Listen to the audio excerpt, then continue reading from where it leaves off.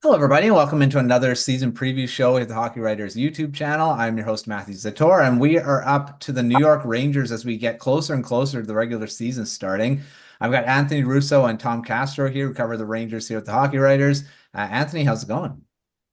Doing pretty well. Just enjoying the end of the summer here. It's getting a little cooler. So yeah, enjoying the last days.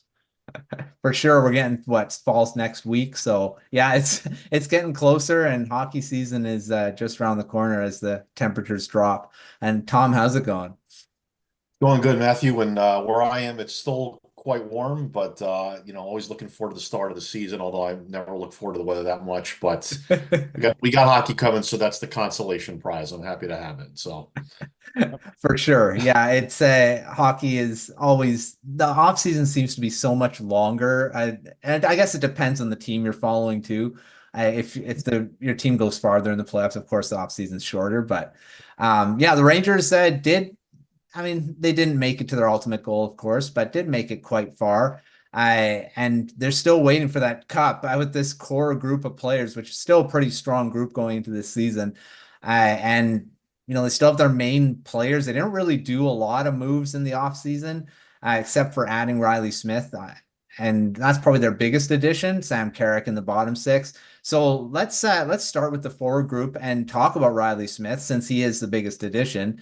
I'll start with you, Anthony. What do you think of Smith coming in? I mean, he was with the Pittsburgh Penguins last season, didn't seem to really fit coming from the Golden Knights. He's on to his second team in 2 years here after spending with most of his time with the Knights for a while. What do you think about him being added to the team? Well, if you take a look at the Rangers carousel of wingers, right? They've dealt with so many, Barclay Goodrow's had to play in that top spot with Mika Zibanejad and Chris Kreider, and they've just been trying to find that player.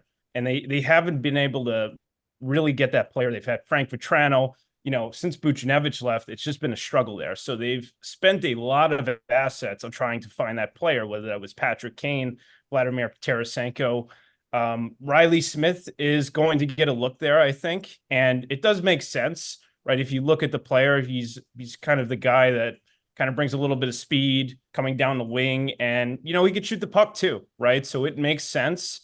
I don't know if he's going to stick there, right? Because it's been a struggle to find somebody. I think they're going to give looks to Capo Caco there too, and just see, is there something left with him, right? So the move makes sense. At worst, he's going to be a third liner for them, playing that third line with the Rangers next to Filipino, and you'll find a spot for him, right? And it's kind of they gave up an asset to get him, right? They gave up a second round pick and I believe a third, if I'm not mistaken.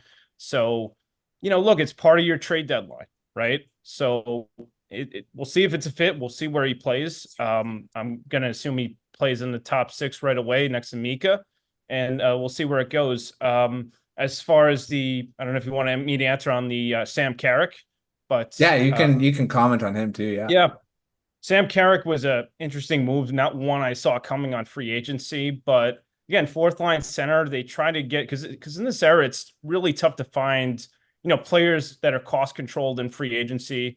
You get them at $1 million for 3 years. Look, we'll see how that works out. If it works out, it's a bargain, right? 3 years on a $1 million deal. If not, you bury him, and it's not a big deal for Sam Carrick, right? So, again, it's tough with the salary cap right now. They have a lot of decisions to obviously make. They have to think about next year with Lafreniere and Shesterkin, obviously the two biggest fishes to look out for. But yeah, I think maybe Sam Carrick won't have a spot, but odds are he's going to have one out of training camp, and we'll see where it goes with him too.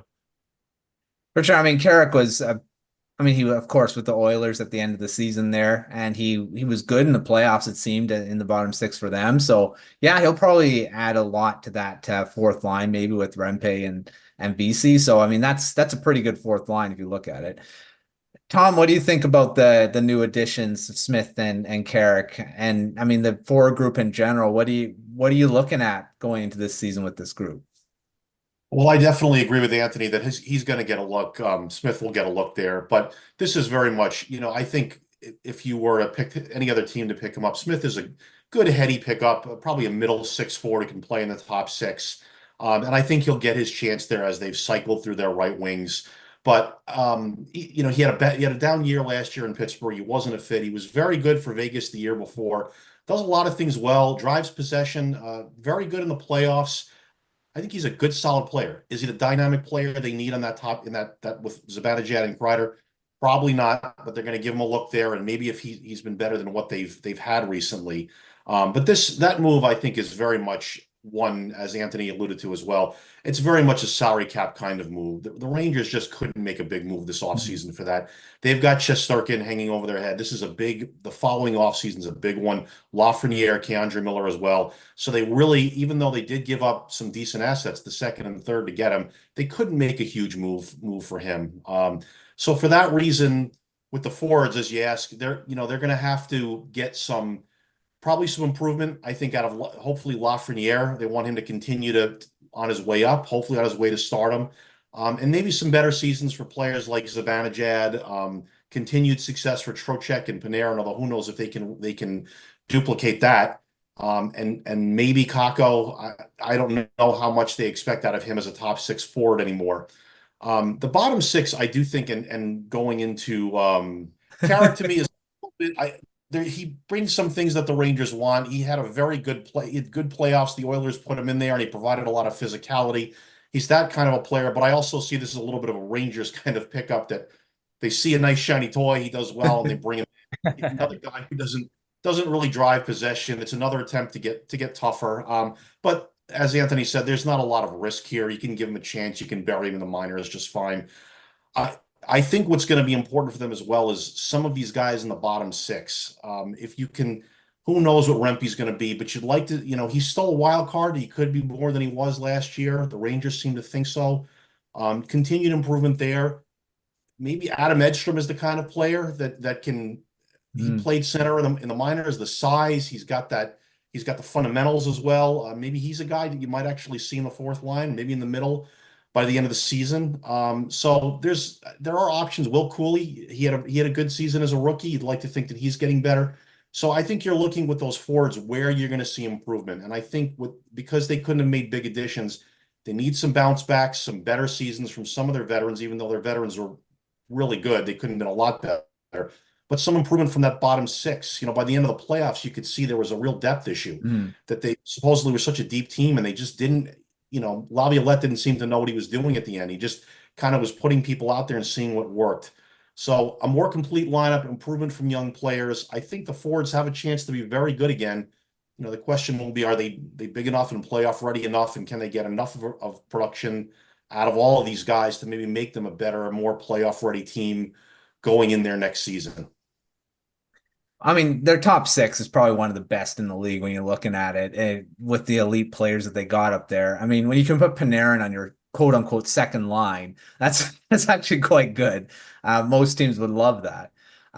So, I mean, yeah, overall, I think the top six, I think the bottom six, yeah, I see the question marks for sure. Anthony, you have anything to add about the forwards apart from the new additions? Do you have any other question marks going into the season for this group? Yeah, I think a little bit on Kakko, right? Where is he going to play? He's turned out to be a pretty good third liner, right? In the playoffs, I think he drove possession really well, even though he got scratched, right? The question is, can he be that top six guy? And he's going to get one more year, I think, to prove it. And he'll get a chance, I think, at some point, right? The question is when, right? Because, they're just going to just get rid of him for whatever, I think, at the end of the season, right?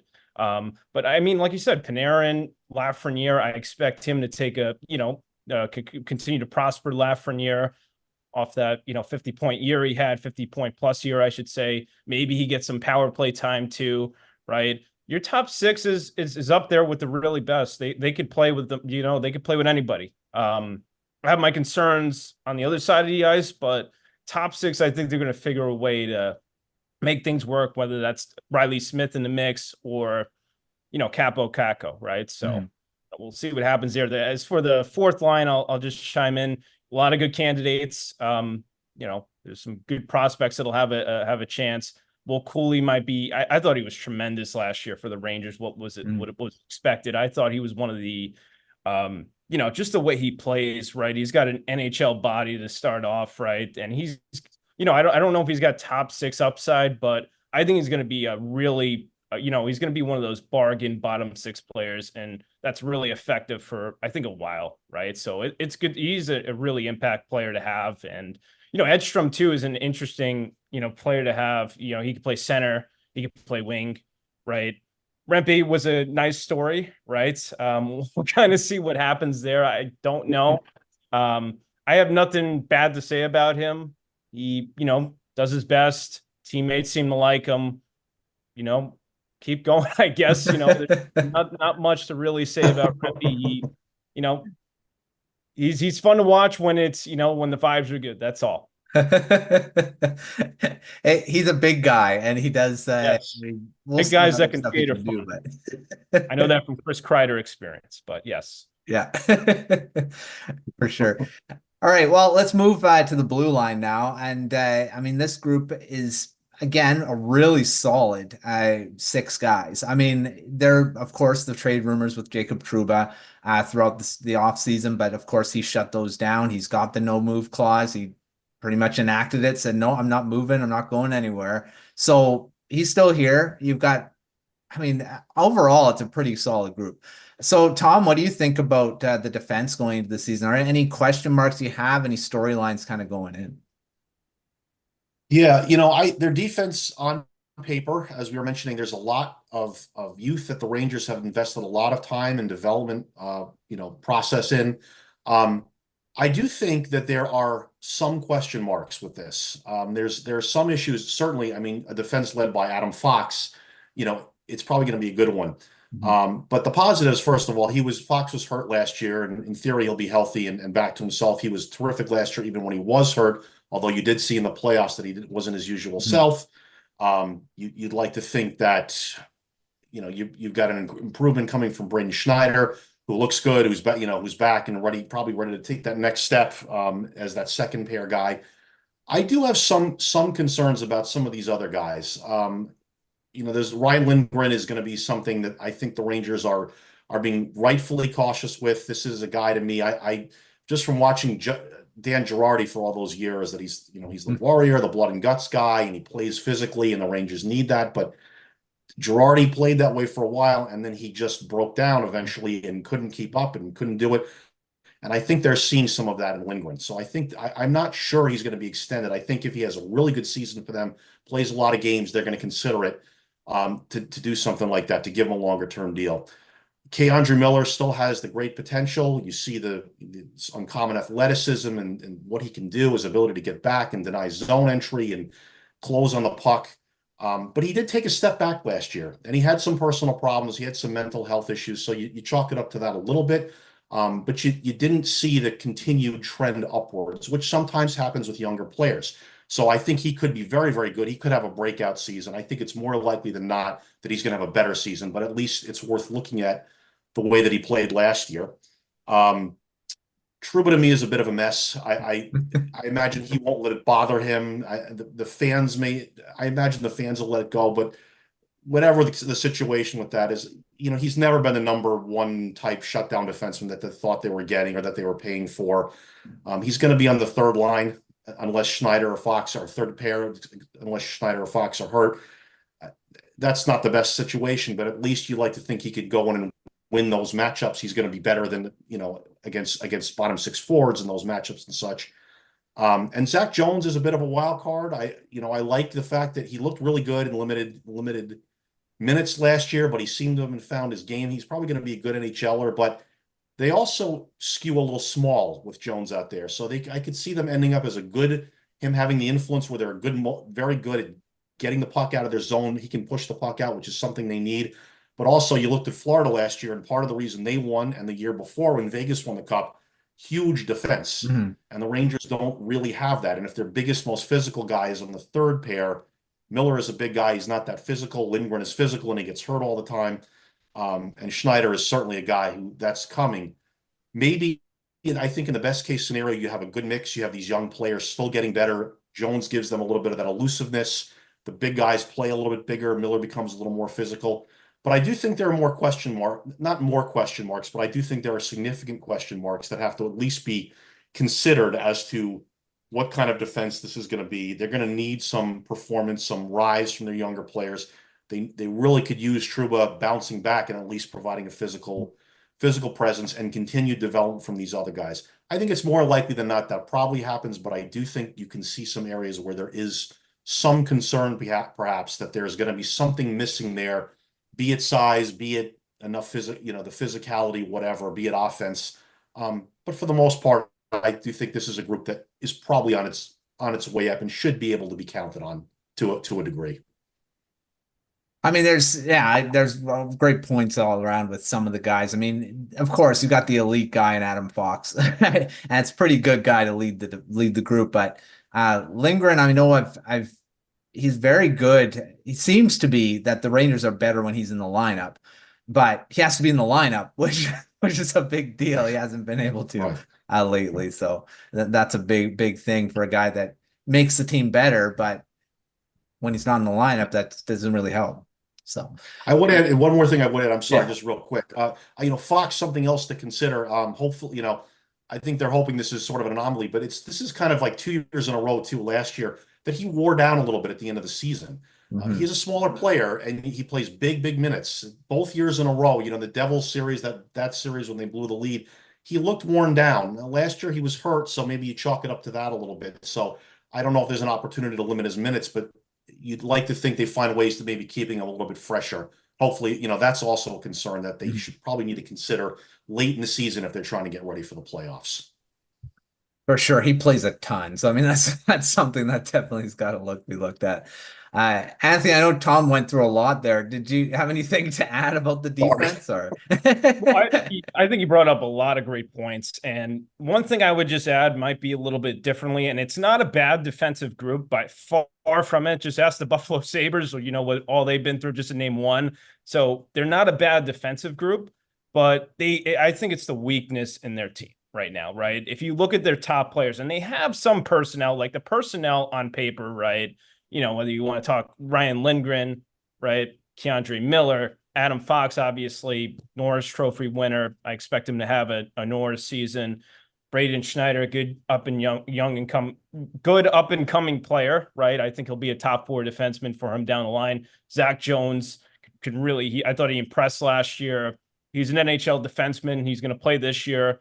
And then Ruedel too, right? 7th defenseman. I thought that was a really smart re-signing by the Rangers, because somebody gets hurt, he could step in there, right? Play the third pair, maybe even in the top 4 if you go through some trouble. Now, there's not a lot of defensive prospects I would count on. Maybe Mancini, we'll see. But again, I think it was the weakness in their group. When you take a look at what happened in that Florida series, right? A lot of people want to blame Panarin. They want to blame Kreider, the top line. I look at that defense, man, and just how they just got hemmed in by Florida and just could not get the puck out of their end. It was just like watching a clinic. And then Florida's really good. But, I think we've seen this for the past few years, right? It's been relatively the same defensive group, the same top 4. Ryan Lindgren, Adam Fox, Keandre Miller, and Trouba as the pairings, right?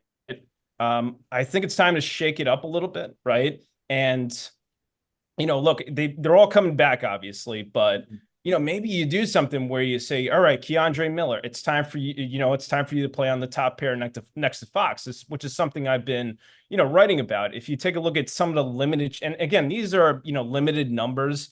He's played pretty well with, Fox when the opportunity has come, but just hasn't gotten that extensive look, right? Because I get it. It's worked in the past. Like Lindgren and Fox has been a dependable pairing, but it's just not happening. It's not the best pairing right now. And, and I get continuity is going to be a thing, right? It's something that I get coaches, like keeping together the same players, but you have a training camp now, right? You have a month to figure this out, right? You don't have to keep playing, the same players next to each other. Try it. Maybe you try it a month, maybe you try it a little bit longer, right? And, see what happens with Miller. Jones, I think he's going to play on that third pairing. I don't think he's going to be a candidate to play next to Fox. And, I don't know if that's the best idea, right? Because Miller has all the tools you need in a defenseman, right? Mm-hmm. When you look at a defenseman, besides, not putting up points, I think when you look at Keandre Miller, you want him to look like Keandre Miller. He's big, he can skate, right? He's pretty calm with the puck, right? I'd like to see him get more of an extensive look there, and I think he will, because I think if you look at that offseason, I don't think Drury wanted to run that back.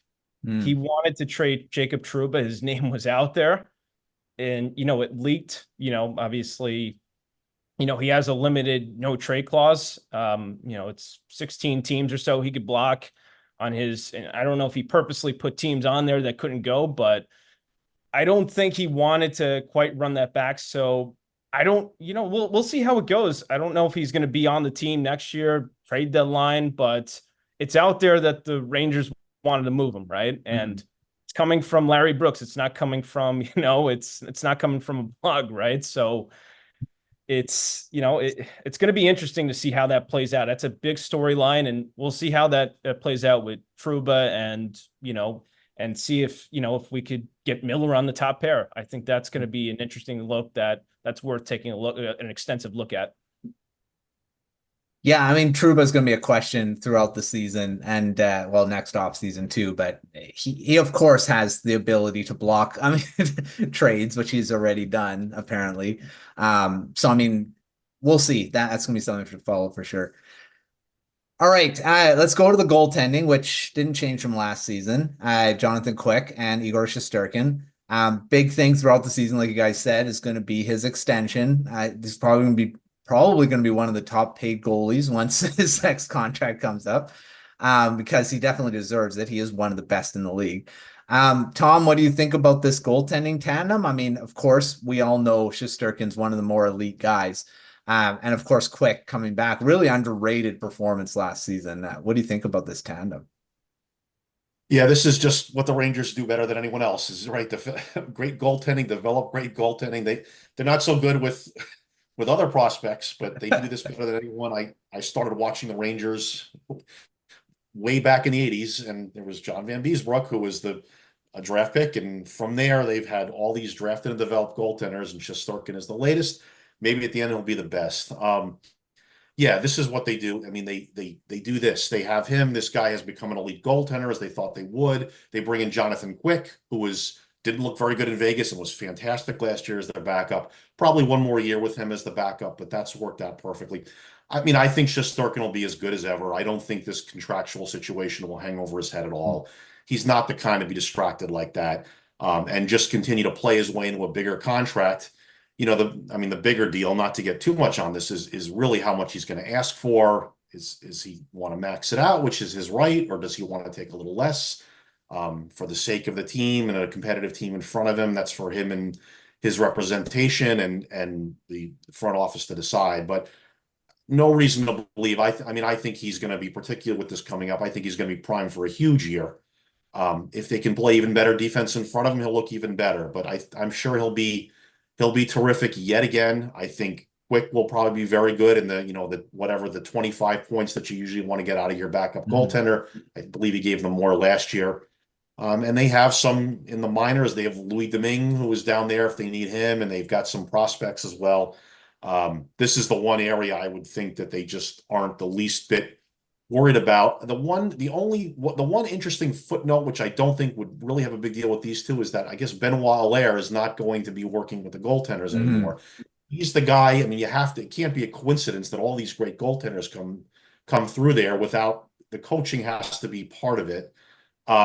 I don't know how much that would show up, and I don't know if it would show up with either of these two guys, but that is a sea change for the Rangers. The last, how many years Allaire's been there with Henrik Lundqvist before. So doubt that would make a big difference, but it is something to note if Shesterkin gets into a little bit of a rut like he did last season.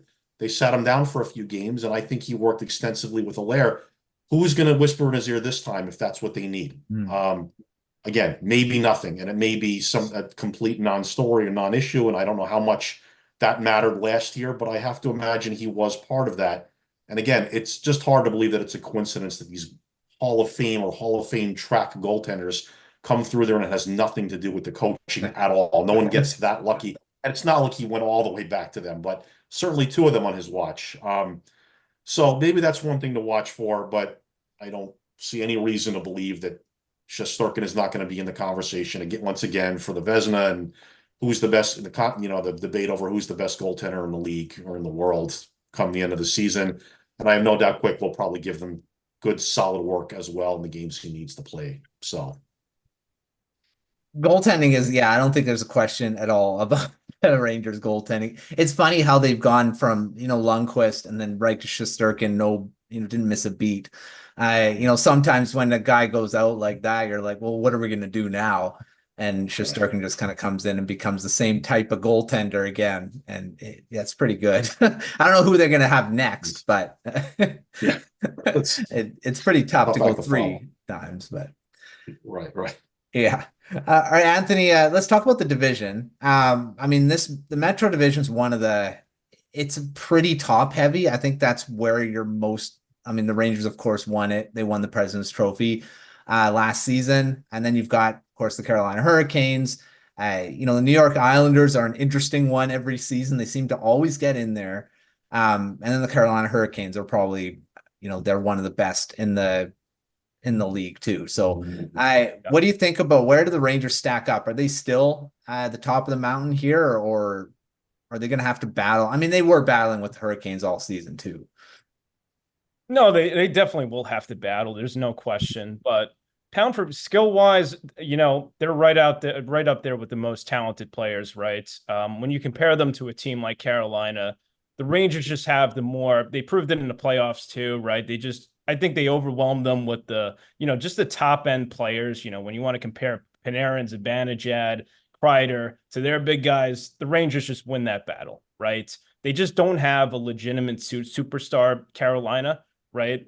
Sebastian Aho, I think, is a great player, but just not on the same level as a Shesterkin, right? Jacob Slavin is an excellent player too. He's not Adam Fox, right? So, I hate to just compare them, but I do think that depth-wise that, Carolina, obviously they lost a few players too. They had, the free agency, of course, Jake Gensel, of course, right? So, the Rangers will be right there, I think. I don't think they'll win the President's Trophy again, but, if we're going to guess, I'd say second seed. But the one team I'm looking at this year, and they made a lot of changes, right? And it was a team the season before that knocked them out in the playoffs, and that was the New Jersey Devils. Yeah. Right? They added Jacob Markstrom, right?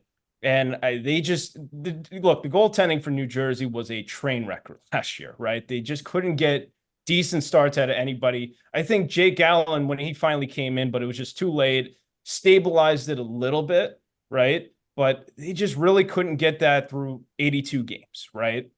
The one thing I worry about the Devils, obviously Sheldon Keefe, he's gotten his team in the playoffs every year. I think he's a good coach and he'll make a difference too.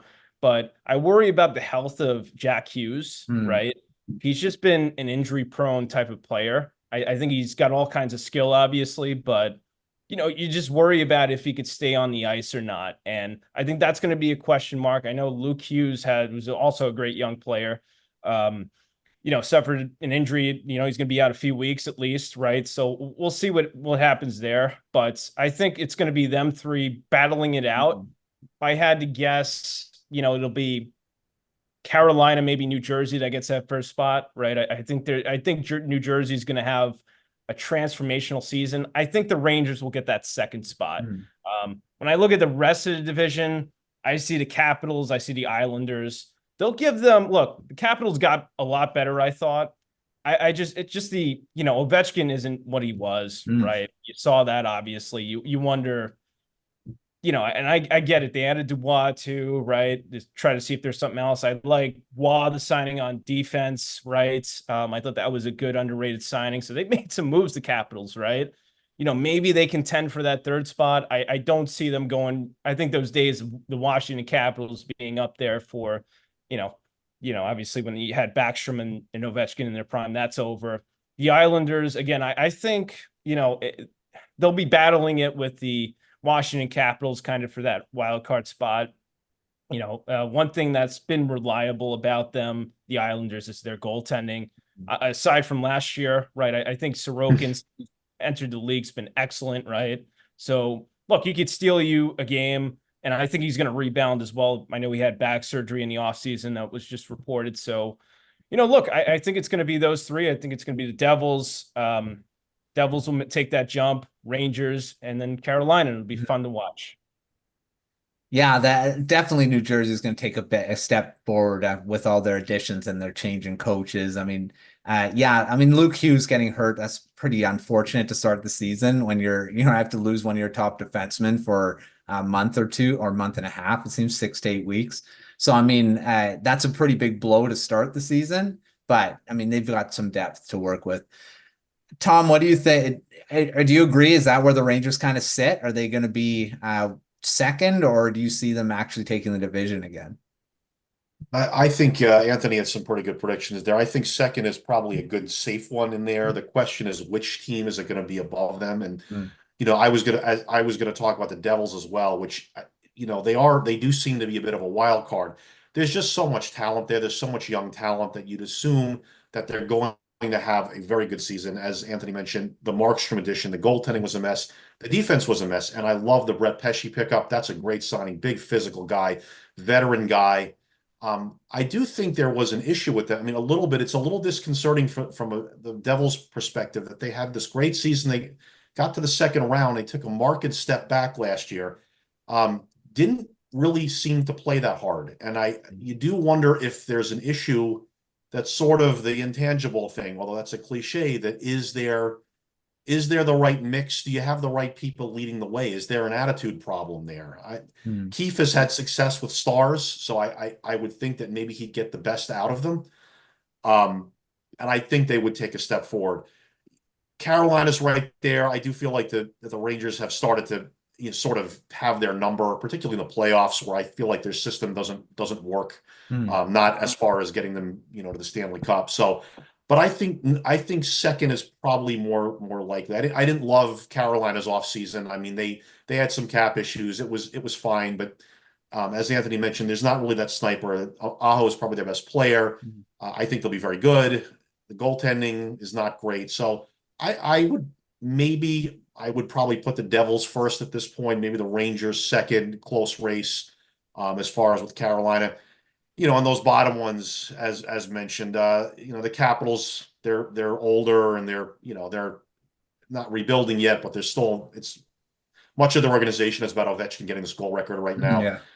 Here's that seems like their entire organization has sort of been based around that at this point, which is what they want to do. I mean, they weren't a playoff team last year. They didn't belong in the playoffs, but they've sort of made that the whole thrust. The Flyers are in a various stage of rebuilding, and the Islanders, to me, that the window for that team is kind of closed. They never had a ton of talent. They made it twice. They made it to Game 7 of the Eastern Conference Final. Too much money on the salary cap, not enough talent. They can muck it up. Sorokin maybe bounces back and has a good season, but maybe they make the playoffs. Doesn't seem likely. I do think it'll be those three teams fighting it out. And this is where the Devils, are they going to assert sort of a primacy in that division with all that talent, or is there an issue there with leadership and coaching or whatever? But I would think that at the very least you're going to see they'll be good. And I would probably, my preliminary pick would probably be with that talent level, a new coach to win that division. With the Rangers probably coming in somewhere in second. Yeah. I see that too. Yeah. Yeah, just to add on Tom's point, I think too is the goaltending, something I didn't add. The Rangers are going to get elite goaltending at some point, right? Shesterkin probably, as long as he stays healthy, right? Because that's what it matters. They're going to get the elite goaltending. I can't say that about every other team in the division, right? Carolina, I think, has question marks. Maybe the Islanders, again, they might, but I don't think they're battling for a top spot. This is about talking about a top spot, but Jonathan Quick is capable of stepping into it. It worked. So, we'll see what happens with the goaltending coach, but Benoit Allaire, if he wants to, can intervene at any time. He didn't leave the organization yet, so I'm not too worried about that. And the goaltending is still going to kind of be there, so that's why I think second is a safe spot. Agree, especially if New Jersey gets the Markstrom from a couple seasons ago and not. Last season he was okay, but of course the team wasn't very good in front of him either. So, I mean, it kind of helps that he's got a good defense and good group in front when playing now. So we'll see. All right, let's move to our quick fire round. And these are all just quick questions, a sentence or two answers here. So we just go through some of these quick. So let's start with the biggest storyline or question mark going into this season. And we've mentioned a few probably here, but Anthony, what's the biggest one in your mind going in?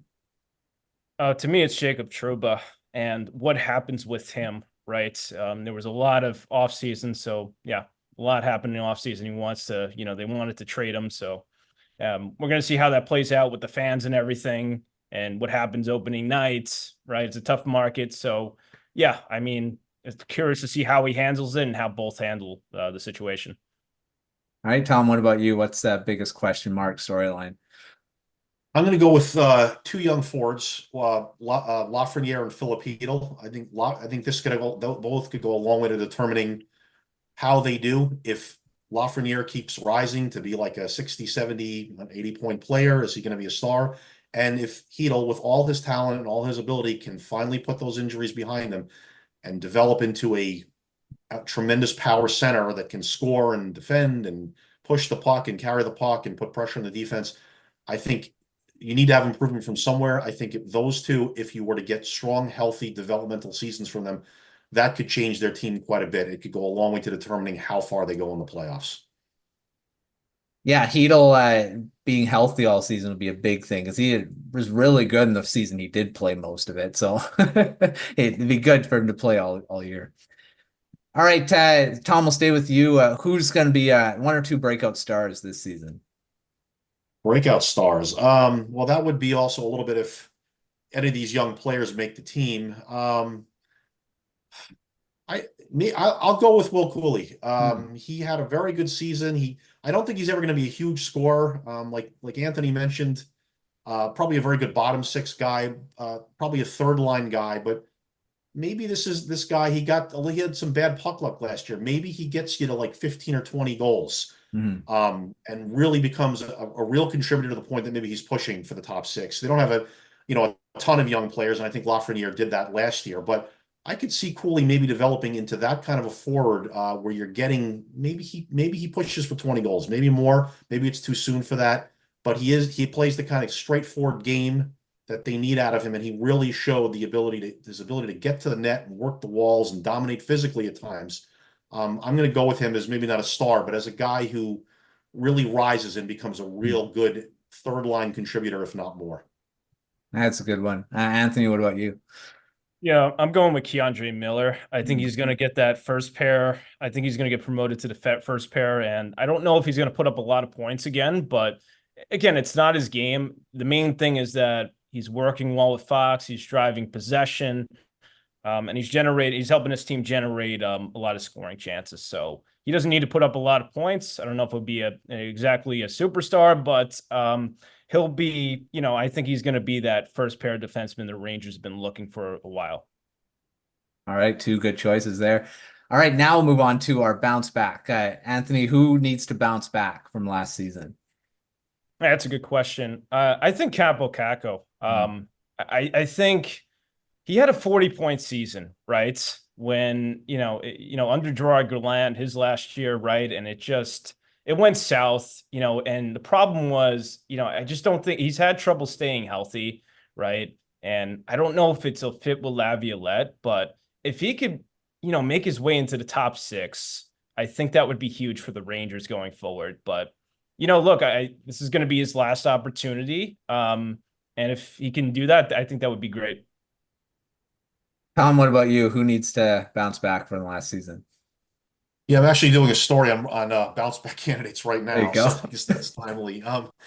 This one's a little bit of an asterisk, but I think the most important real bounce back is going to be Mika Zibanejad. It's tough to say a 72-point player last year needs to really bounce back, but he was not the same player that he was the previous 4 seasons, where he was better than a point per game player, so dynamic, the clear number one center on that team.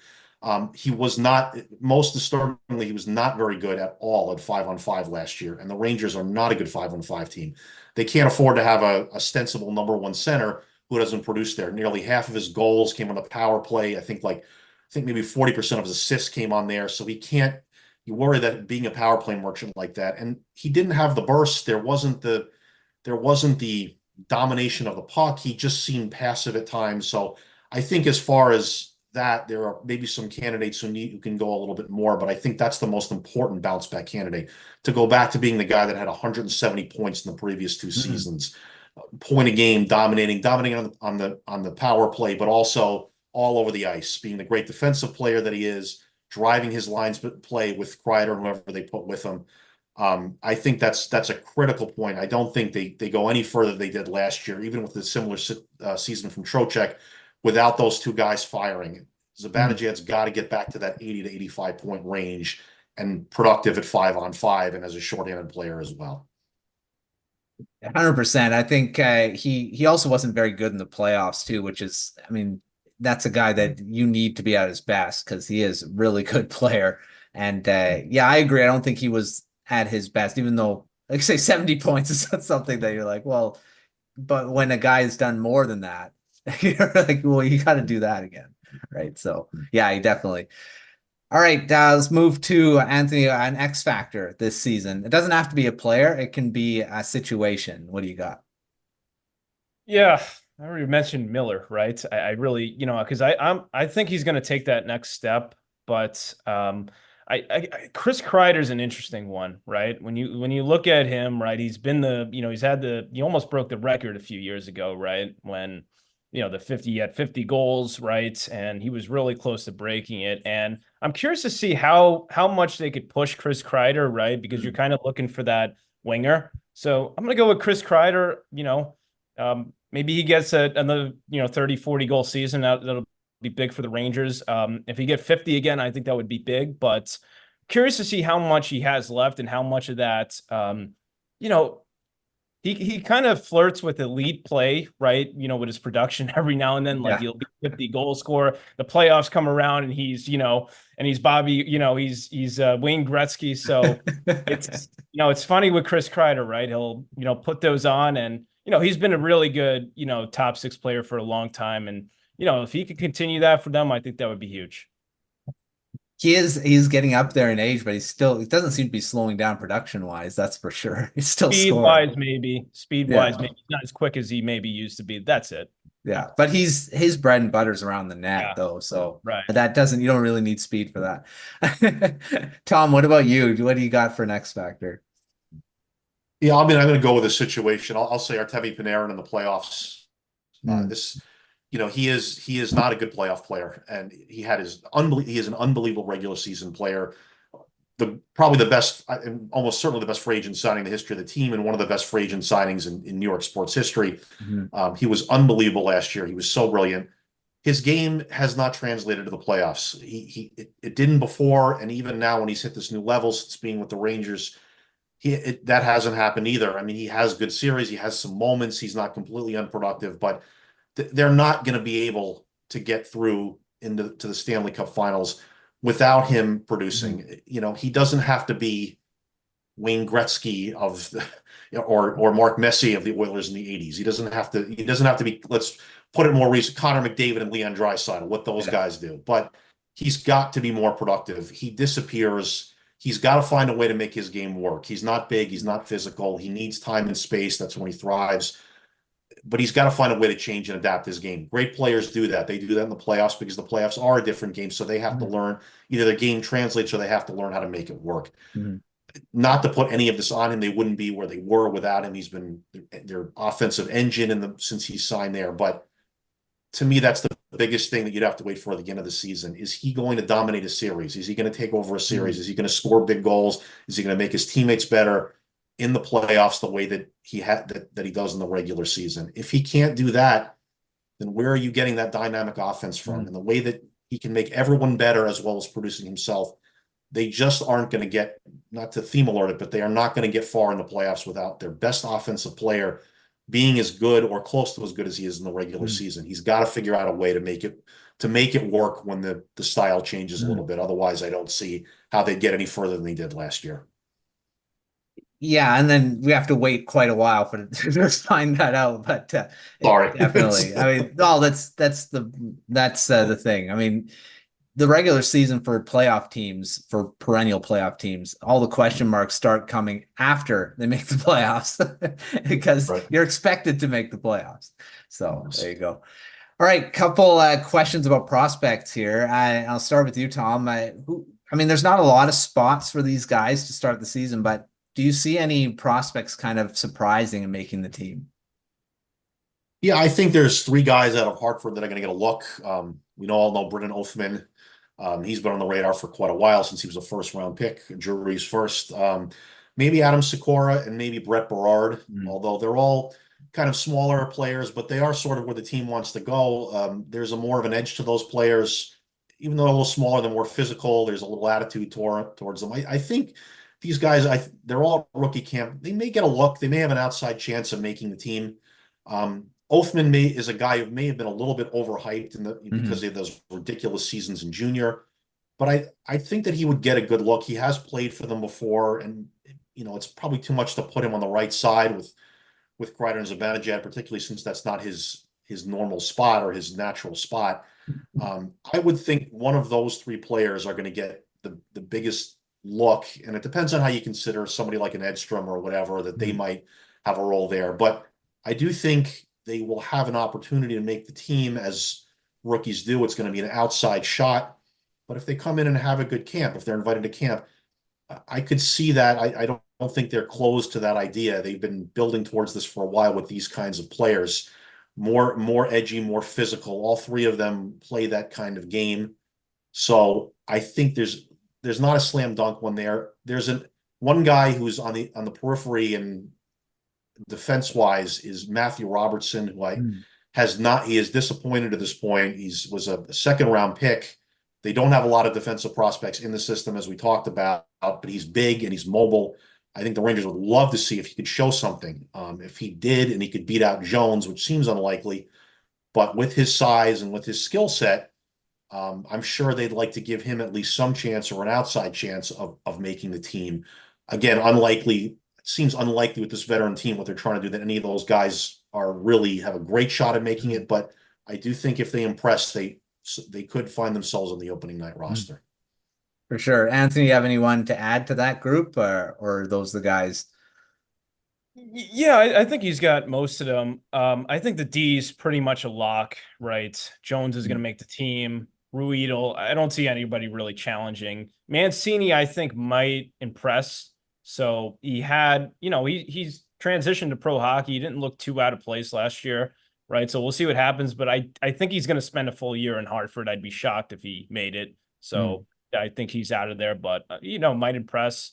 I think the guys that contend, pretty much the four he listed, that's Brennan Othman, Adam Sikora, right? And I think, Brett Berard, right? And Adam Edstrom, right? Adam Edstrom, we saw him a little bit last year, right? Didn't look out of place.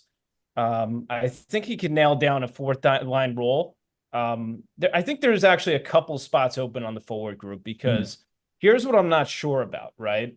Jimmy Vesey. I don't know if he's going to make the team. He had some struggles in the playoffs. He's coming off that injury, right? And I know he's been an excellent player for the Rangers. He's basically reinvented his game from, that top goal scorer in Harvard to, this hardworking, penalty killing, gritty, fourth liner, right? That you've come to appreciate, right? But that ship might be starting to sail. He's got 1 year left, right? And, if a kid beats him out, I think Laviolette has shown that he's not afraid to do that. You saw what happened with Bonino, obviously, last year, right? He got sent down. So I think absolutely Adam Edstrom can beat him out. And, Matt Rempe too is definitely not a lock to make it, right? There's no question. So, Adam Edstrom, obviously a candidate. Berard, I caught him a little bit in, the college days when he was with the Friars. Just an absolute pain to defend, right? When he comes down, a lot of people compared him to Brad Marchand. He's really got a workhorse. He'll chase down the puck. He has a little bit of finesse to his game. Probably more of a third liner. Othman is really the guy though that, can make that impact, with the, if somebody, I don't think he's going to play with Mika this year and Kreider, but that absolutely could be up for grabs in the future with his size and his speed. So I do think one or two players are going to make it, right? definitely one, I would say. I would say Brendan Othman is probably the favorite just based on that season he had. You can always, use scoring wingers. He'll be an option. But, if he's not going to play, then, you send him obviously to Hartford and see how he develops. But, I definitely wouldn't sleep on Berard. Sikora is a good candidate too. I'd say Berard though, and Othman obviously is the favorite. Yeah, I've always liked Othman. I think he's the guy that I want to see in the NHL full time here soon. So I definitely goaltending, and sorry to interrupt, but for goaltending, I don't think he's going to make the team. Right? I thought last year he had a chance, but obviously with quick season, Dylan Garand, right? He had an unbelievable. He's had 2 unbelievable playoffs in a row, but he just hasn't been able to put together a consistent enough regular season. He's been a sub 900 goaltender, but he's one that could pick it up, and it wouldn't surprise me if he broke out as a prospect, right? And that's interesting because then you have your backup for next year, right? Because Quick has a year left, right? And if somebody gets hurt, he's up, right? Or if if like I said, if Igor gets hurt and Quick's struggling, all of a sudden he's the starter, right? So I wouldn't sleep on him either. For sure. Yeah, Garand's a guy I've followed too as goaltender for a while, and he's a guy that could potentially be the next wave. I mean, probably not as good as Shesterkin, definitely not as good as Shesterkin. But he definitely is the next one after that. Be a good backup to start for sure. All right, now this could be easy, Tom, but who's gonna lead the team and forwards and defense and scoring here? Oh, and scoring. Scoring wise, I think it will be Panarin because the guy falls out of bed and has a 4.5 point game. I mean, there's really, he's just, I don't know if he's going to have 120 points again, but he'll be 80, 90, whatever. I just think he's by far their best player as far as offense. As far as leader, I wouldn't be surprised to see Trocheck be second because he's sort of their heart and soul now. He just drives them from a forward perspective as far as energy and just being the guy. Like I feel like they all look to him now, but I don't think even last year with his great season, 77 points, he didn't really come close to Panarin. So he definitely lead them. I'd be stunned if Panarin did not lead them yet again from a forward perspective. And I think the defense seems pretty obvious to me. I see another 75 point season out of Adam Fox. Yeah. Nobody would even be close. I mean, I don't know. Zach Jones is a good player. If he gets some time, he might be second. Who knows? But he's playing on the third pair. I think those two you're not going to get very good odds on it being anyone but them. Yeah, so those would be my choices. Anthony, you got the same, those guys. Yeah, that's the easiest question. Yeah. So I'm not easy ones. Yeah. There's no, I don't think there's any. Some teams are easier than others. I mean, Mika Zibanejad's definitely capable of, having 100-point season, right? 50 goals, 40 something, 50 assists maybe. But yeah, it's hard. If Panarin's not doing it, I just find it hard to believe that it's going to be Mika Zibanejad. But yeah, he's obviously got an elite shot and he just gets all of his goals on the power play, right? Adam Fox, I think he's going to lead the team in scoring. I don't think anybody's going to come close. He'll probably have, a 40-point cushion, assuming he stays healthy, of course. That matters. But yeah, those, he'll be a contender for the Norris, probably Adam Fox and Panarin, maybe the Hart. We'll see. Maybe a contender for it. For sure. All right, let's finish the show with a bold prediction or a hot take. And I'll start with you, Anthony. What do you got for bold predictions? Yeah, I think there's a lot of news that has gone on like in the summer with, Adam Fox, right? And he was ranked the 8th best defenseman. And I think a lot of Rangers fans found that to be very polarizing. You look at some of the names like McAvoy, right? Roman Josi, I'm not going to say that he wasn't deserving of it, but, obviously Quinn Hughes is great too. But I think, that might add a chip on his shoulder. And, I think players, I don't know if he's reading that, but I think he's going to win the Norris Trophy again. So he'll get a second Norris Trophy and as the consensus 8th best defenseman. So, yeah. There we go. Ridiculous. That's crazy. Good. Sorry, just word it out to me again how you were asking, Anthony. So what do you got for a bold prediction or a hot take? Bold prediction. I'm sorry, I didn't. I kind of trailed off. I don't know how bold it is. I would go an award as well. I think Shesterkin I think he'll win his second Vezina. Hmm. Got so much to play for. If the contract negotiations kind of drag on, he uses things like that as fuel. He's the great, like one of the greats. He likes slights. It drives him, and the idea wants to be the best. And he's had these down periods a little bit. There've been a couple of moments where he's struggled. 2 years ago, he had that, got back to it by the time the playoffs started. He was brilliant again. Was fantastic to start the season last year, and then he had that, I think it was around the All-Star break, where he came out of the All-Star break and they sat him down for about a week. I could see him just the same brilliance we saw in 2021, 22, where he's just fantastic throughout. He puts it all together. Those mental things are behind him. He doesn't have that dip. They do a good job with resting him. He's not overworked. I could see him being really brilliant. I could see him as good as that, maybe not as good as that season, but very close, and being the clear Vezina winner. It would not surprise me at all. I feel pretty good about that prediction, or at least him being the top three. But I could see him really putting it all together this season, as he starts to get into his late 20s. So good predictions. So we'll see. We'll see how both those guys do, and how the Rangers do this season, if they can repeat as President's Trophy winners or be up there again. But I mean, I'm sure people probably don't want that, because President's Trophy winners don't usually win the cup. So it just seems like it doesn't happen. But make sure checking out everything from the Rangers writing team. Anthony and Tom, great job covering the team throughout the season. So make sure you're checking all that out. Thanks, Anthony and Tom, for coming on the show and talking Rangers. And make sure checking out the Substack as well. We got great stuff going on there, and the YouTube channel for all of our other previews, as we're getting down to the wire here. We're almost there. Preseason is just around the corner. We're actually, when we're recording this, less than a week away when preseason starts. So lots of fun to come. But until our next preview, we'll see you next time.